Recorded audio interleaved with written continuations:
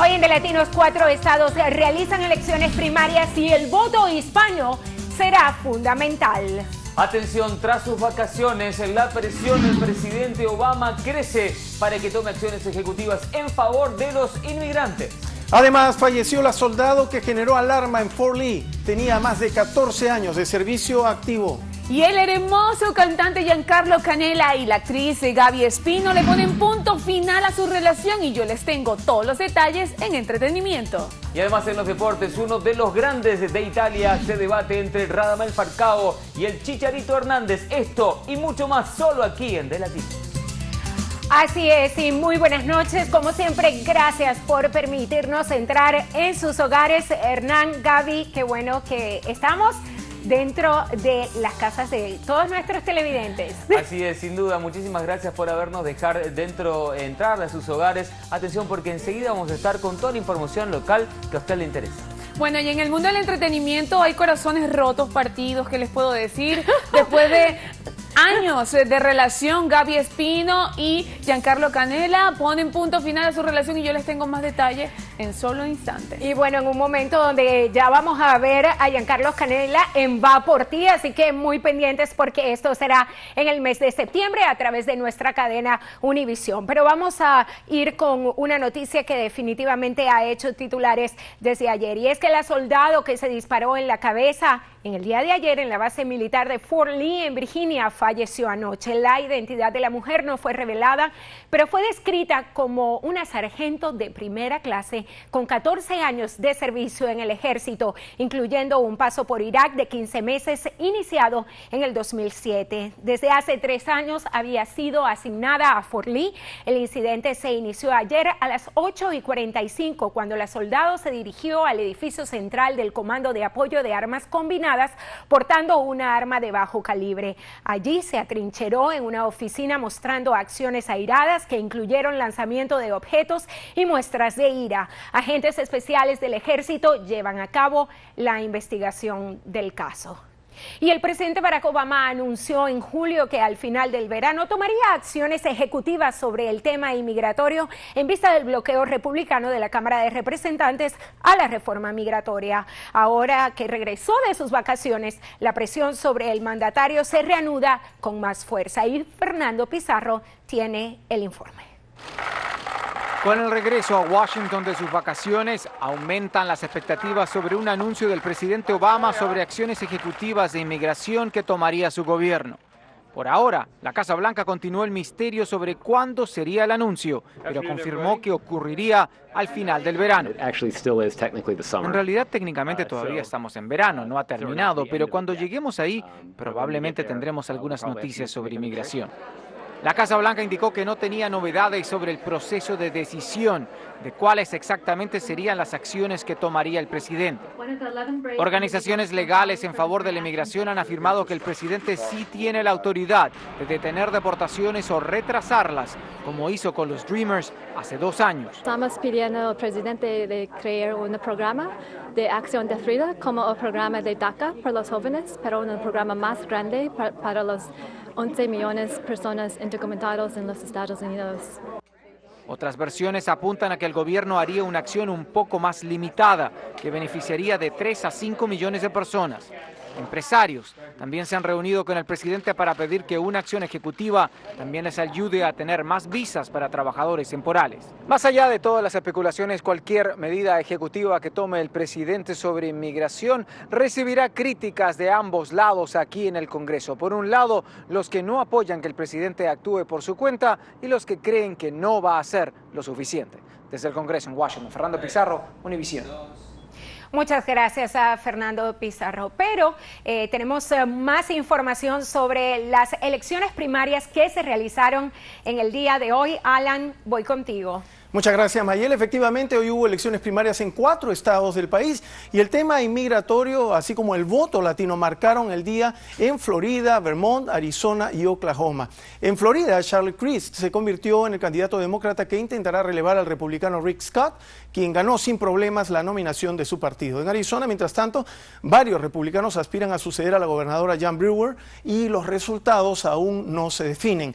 El ganador enfrentará al demócrata Fred Duvall. Los republicanos republicanos en Vermont, por otro lado, decidirán entre 4 candidatos que buscan enfrentarse con el gobernador demócrata Peter Shumlin. Y los demócratas en Oklahoma eligieron a su candidato al Senado en una segunda vuelta. Connie Johnson superó a su rival, pero tendrá una difícil tarea en noviembre contra el favorito, el republicano James Lankford. De hecho, sin duda, estamos hablando de procesos electorales que son trascendentales en esos 4 estados del país, pero que también son, miden la temperatura, un termómetro de la temperatura electoral en el resto del país. Y estamos en exclusiva, en conexión vía Skype desde la capital del país, Washington, D.C., con Dani Navarro. Él es director de campañas de votolatino.org para hablar sobre estos procesos.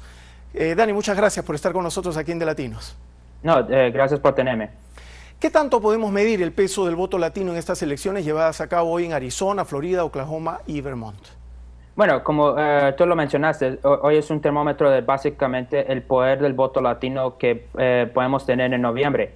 Tenemos que tomar esta oportunidad que tenemos en estas elecciones para salir al mismo nivel o aún más, sobrepasar los niveles que salimos en el 2012 y poder votar para los candidatos gubernamentales y también para el Congreso, para que tenemos en cuenta que estos líderes políticos que quieren representar en nuestras comunidades, que verdaderamente van a apoyar a los proyectos de leyes que nosotros estamos en favor.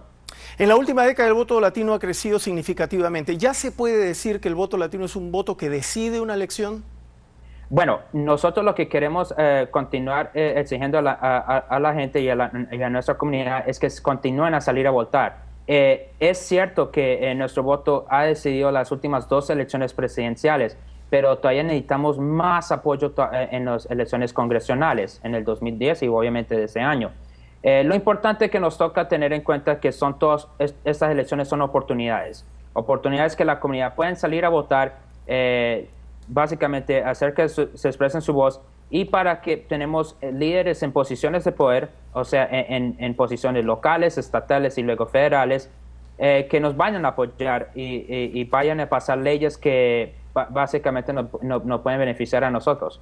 Se calcula que hay 8 millones de personas, de hispanos, que podrían potencialmente votar, que debieran inscribirse, que están en posición de ser electores activos. ¿Qué dice usted respecto a esta estadística? Bueno, pues por favor visite nuestra página de web votolatino.org. Es muy fácil de poderse registrarse a votar, solamente se toma unos minutos para hacerlo. Y eso es el mensaje, ¿no? Mucha gente piensa que el proceso es muy complicado, que es difícil, que hay problemas, pero no lo es. Vayan a nuestro sitio de internet y ahí se pueden registrar en unos minutos y ya pueden hacerse parte de ese proceso y votar en noviembre. Bien, Dani Navarro, muchísimas gracias por estar con nosotros aquí en De Latinos, ilustrándonos sobre el tema electoral. Gracias. Vamos ahora a pasar con la información local más reciente. Adelante. Noticias al Día es presentado a ustedes por Canner y Pintaluga.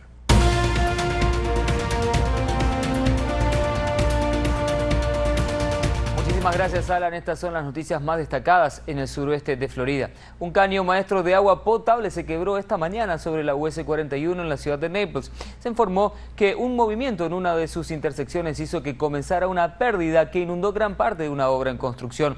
Los trabajadores estuvieron en la zona por un espacio cercano a 1 hora y media y se informó que toda la zona debería tener suministro de agua normal. De experimentar un color diferente, se aconseja que se deje correr el agua y si la coloración persiste, abstenerse de beberla y hervirla antes de su consumo. Por otro lado, una mujer de Naples falleció luego de que el auto que manejaba chocó de frente contra un poste de cemento en la I-75 en la tarde de ayer. La víctima fue identificada como Menali Dietrich, de 22 años, quien murió en el acto. La joven no usaba cinturón de seguridad y las circunstancias del accidente están siendo investigadas por la autoridad policial. El reporte dice que no está claro si el accidente está relacionado con el consumo de alcohol y que el auto que manejaba la víctima era un Mini Cooper. En la zona hubo demoras de hasta 1 hora.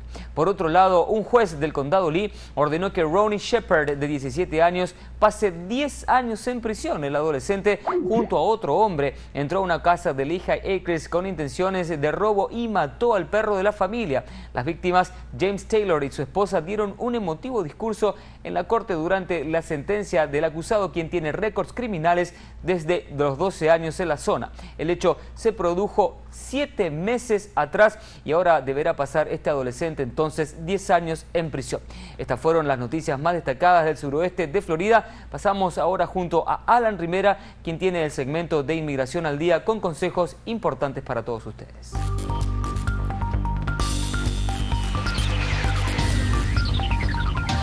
Muchas gracias por esa información local y bienvenidos a Inmigración al Día. Ayer, en nuestro segmento, dimos 5 consejos para cuando usted realice trámites de inmigración y hoy vamos a continuar con 3 consejos más. Así que mucha atención.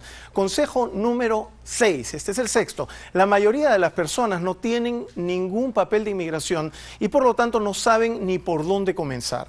El récord de inmigración es como el récord médico. Un doctor necesita ver su récord médico para saber cuál es el siguiente paso en su tratamiento. Igual, el abogado necesita leer su récord de inmigración para no cometer errores en su caso. Consejo número 7. Miles de inmigrantes indocumentados salen del país porque se les enferma un familiar o por algún asunto muy personal, pero no piensan en cómo es que van a regresar. Frecuentemente pierden la oportunidad de hacerse residentes con alguna ley a su favor o los arrestan en la frontera, así que hay que pensarlo mucho antes de salir del país. Consejo número 8.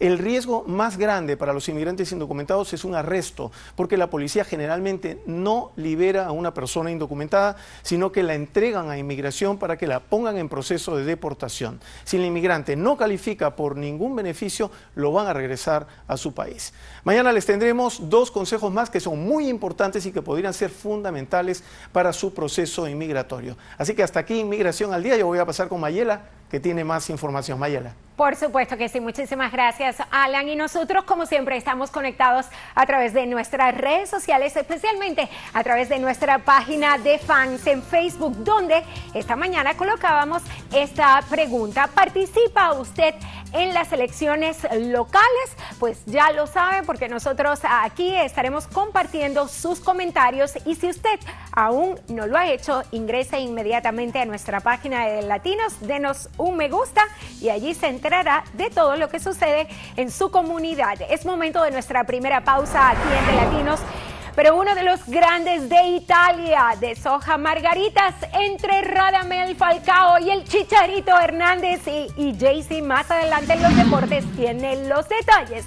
Además, la escultural Sofía Vergara genera tremenda polémica en los premios Emmy que se realizaron en el día de ayer. Y nosotros tenemos todos los detalles. Quédense con nosotros.